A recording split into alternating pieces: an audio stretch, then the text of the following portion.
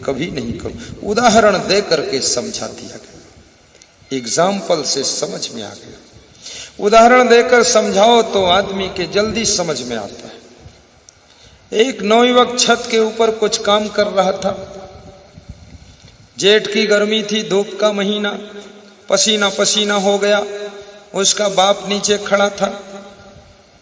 नवयुवक 40 साल की उम्र, छत के ऊपर कुछ सुधार रहा था। तो बाप ने कहा, बेटे नीचे उतरो, तुम मेरे बेटे हो, मुझे दुख हो रहा कि इतनी गर्मी में, जेठ में तुम तपते हुए अंगारों के बीच में ऊपर खड़े हो, उतरो नीचे। अरे उसने कहा, पिताजी परेशान मत होइए, 10 मिनट का और कार्य है, करके उतरता हूं।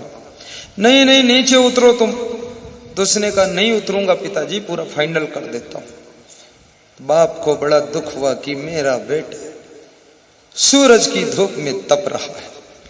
बेटा कितनी ही उम्र का हो जाए, लेकिन माँ बाप के दिल की दर्द उसके प्रति कम नहीं होती है। इसलिए बेटों को सदैव माँ बाप को देखना चाहिए। जब नहीं उतरा तो उस बाप ने क्या किया,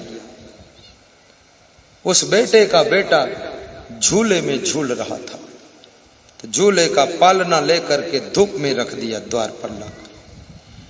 तो ऊपर से वो बेटा चिल्लाया, पिताजी मेरे बेटे को आप धूप में क्यों रख रहे हो, ये जल जाएगा, इसको इतनी धूप लगेगी, आपको इतना ख्याल नहीं वृद्धावस्था में। बोले, तुझे तेरे बेटे की चिंता है तो मुझे मेरे बेटे की चिंता है। जब तक मेरा बेटा छाया में नहीं आएगा, तेरा बेटा भी धूप में ही रहेगा, ये छाया में नहीं जाएगा। तो फट से ऊपर से वो बेटा उतर आया। बोले, अब ये भी बेटा अंदर, मेरा भी बेटा अंदर रहेगा। उदाहरण से समझ में आ गया।